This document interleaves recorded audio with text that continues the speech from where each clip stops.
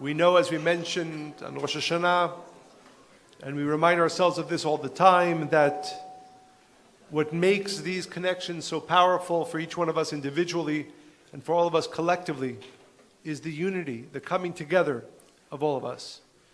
And there is no other day of the year that has the potential to be as powerful, to be as light-filled, to influence the next 12 years, 12 years probably also, 12 months, as this one day of the year, Yom Kippur.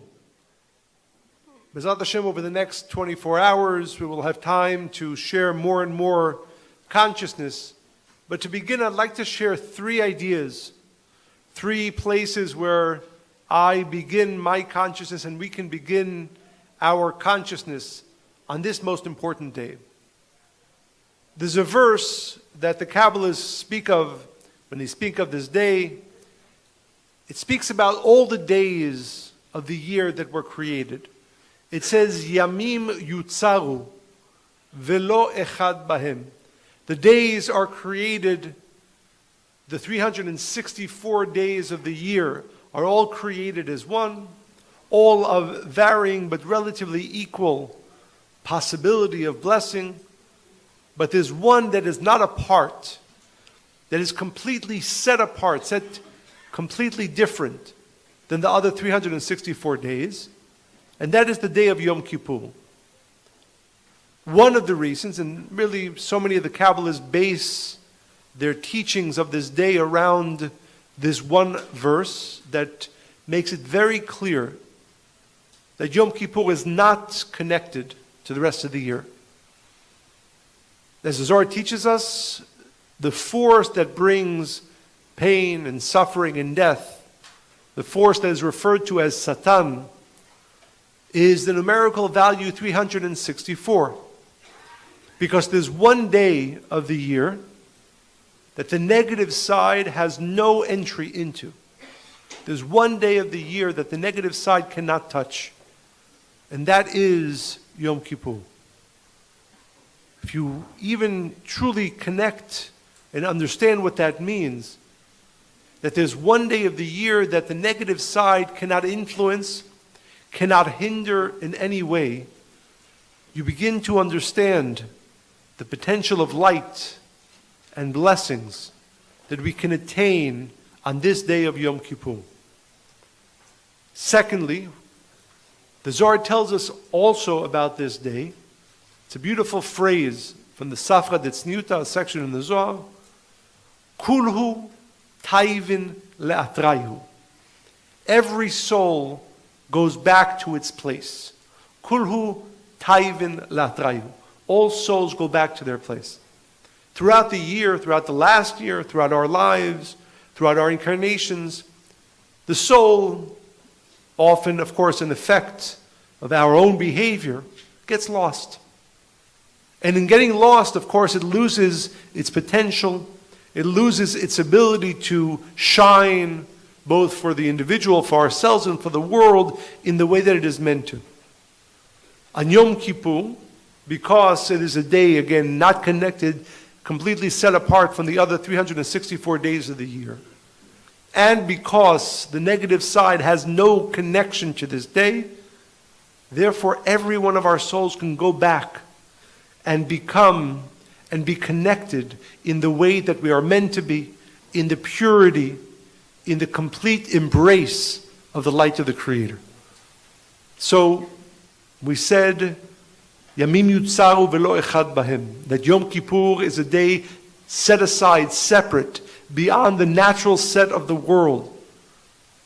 One of the indications of that is the fact that the negative side has no way to enter into all the light that we are about to reveal. And therefore we begin the process of kulhu taivin latrayu. Our soul, through the work and the light of this day, goes back to its rightful place. And with that, all the blessings and all the potential that it is meant to have.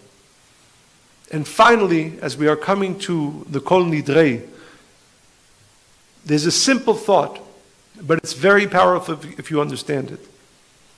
The Zohar tells us the purpose of Kol Nidrei, which literally speaks about the removal, the annulment of any vows, any promises that we made. The Zohar says the purpose is, as we behave in this world, so too the light of the Creator behaves with us. And we're saying, even if we've made decisions, even if we've said things, if we made a judgment, we accept, we desire that in this moment, all of that, if it wasn't right, all of that, if it wasn't of sharing, if it wasn't of mercy, if it wasn't of kindness, we want all that to be swept away. So too, in the saying, in the singing of the Kol Nidrei, if there's any judgment, if there's any negativity that chas v'shalom is meant to come into our lives over the next 12 months, into our lives, into the lives of our families, into the lives of those who are around us and close to us, we have the power, we have the ability, through the recitation of the Kol Nidrei, to completely remove all judgment. As the Rabbi would often remind us, chas v'shalom, often a person throughout the year, something happens, they get some news, and they have to find a way out of it, and we can use the spiritual tools, and all of that can work.